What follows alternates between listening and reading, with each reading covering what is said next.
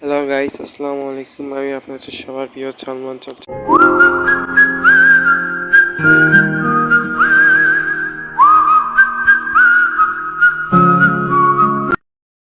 আজকে আমরা যাব সবাই টাঙ্গাইল। আমাদের এই দুইটা ব্যাগ, চলেন আমরা গোসল করে রেডি হয়ে নিই। তারপরে আমরা সবাই রেডি হয়ে গেছি, চলেন রাস্তায় বেরানো যাক। চলেন, দেখতে দেখতে আমরা রাস্তায় পৌঁছে গিয়েছি। আমাদের বাসা থেকে যাব সোজা কুষ্টিয়া চৌরাস মোড়। তারপরে কোনো জায়গায় গেলে তো মিষ্টি কিনা দরকার। চলেন আমরা মিষ্টি কিনে নিই। দেখতে দেখতে আমরা মিষ্টি কিনে নিয়েছি। এরা কুষ্টিয়া চৌরাস মোড়।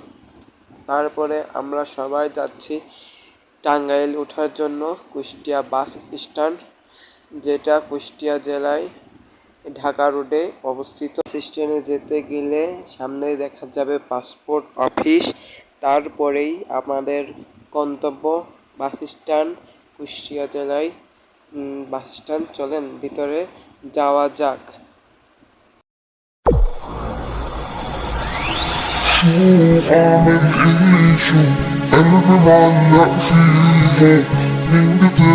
তারপরে দেখতে দেখতে আমরা বাস স্ট্যান্ডে পৌঁছে গিয়েছি।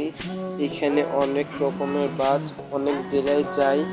চলেন বাস দেখতে দেখতে আমাদের গন্তব্য বাস স্ট্যান্ডের সামনে চলে যায়। এই সামনে দেখা যায় আলম এক্সপ্রেস। এই বামের এই বাসটায় আমরা যাব। এটা কুষ্টিয়া জেলা থেকে ছাড়ে।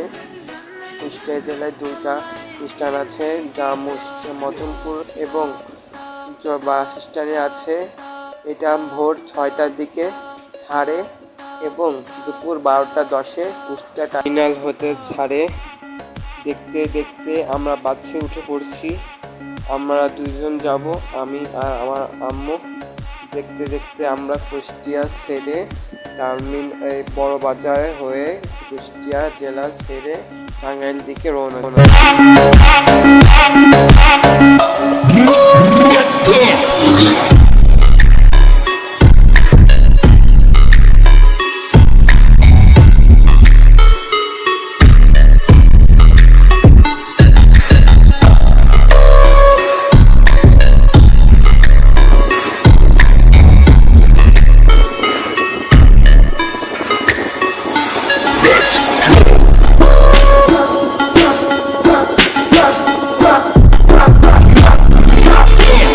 দেখতে দেখতে আমরা লালন শাহ সেতুর সামনে চলে এসেছি।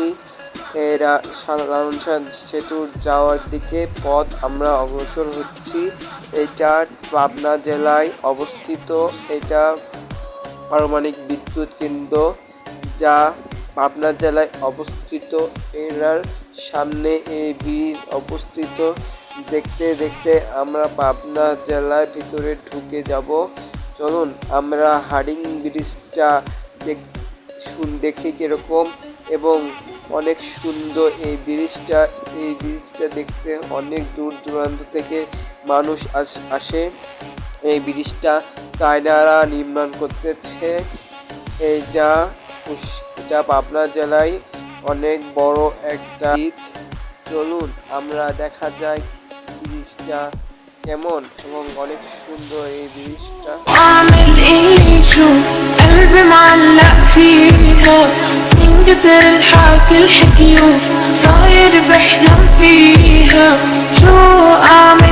দূরে দেখা যায় পারমাণবিক বিদ্যুৎ কেন্দ্র। এটা অনেক সুন্দর।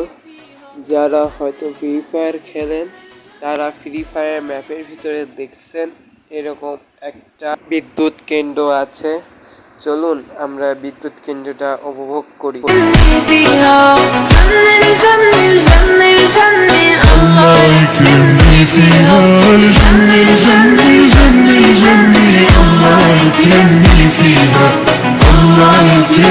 চলুন আমরা প্রকৃতির দৃশ্য দেখতে দেখতে এই যাত্রাটা এনজয় করি এবং মাঝখানে আমি কিছু কথা বলবো, একটু মনোযোগ সহকারে শোনার চেষ্টা করবেন ইনশাআল্লাহ।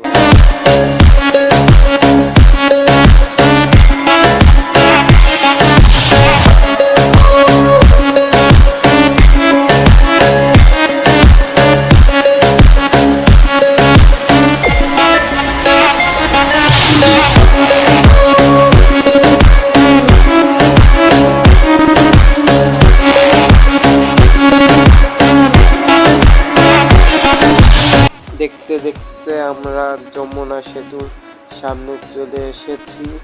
চলুন যমুনা সেতুটা আমরা এনজয় করি।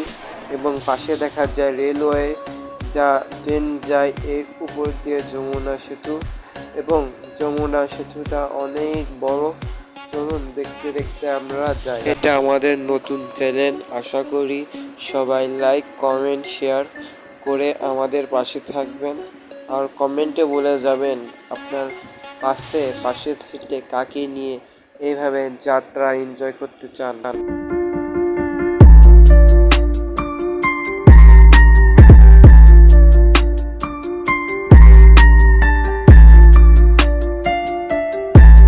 দেখতে দেখতে আমরা টাঙ্গাইল জেলাতে পৌঁছে গিয়েছি রিক্সা নিয়ে। এখন বাজে 4:30 PM।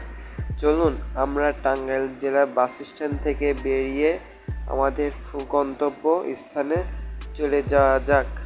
দেখতে দেখতে আমরা গন্তব্য স্থানে একটা রিক্সা নিয়ে যাচ্ছি। আপনারা যারা টাঙ্গাইল জেলায় নামবেন, ওখান থেকে একটা রিক্সা কিংবা অটো নিয়ে আপনাদের গন্তব্য স্থানের নাম বলবেন। আপনাদের সেখানে রিক্সাওয়ালা কিংবা অটোওয়ালা আপনাদেরকে নিয়ে যাওয়ার চেষ্টা করবে।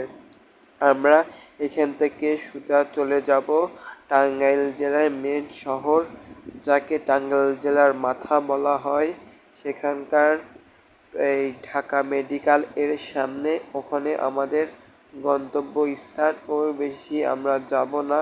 চলুন, সামনে দেখা যায় একটি হাসপাতাল, যা টাঙ্গাইল জেলায় বিখ্যাত একটি হাসপাতাল। এটার নামটা আমার সঠিক জানা নাই, সে কারণে আর কি বললাম না। চলুন আমরা টাঙ্গাইল জেলা থেকে একটু দেখতে দেখতে আমাদের গন্তব্য স্থানে চলে যাওয়া যাক। দেখতে দেখতে আমরা যাচ্ছি আমাদের গন্তব্য স্থানে।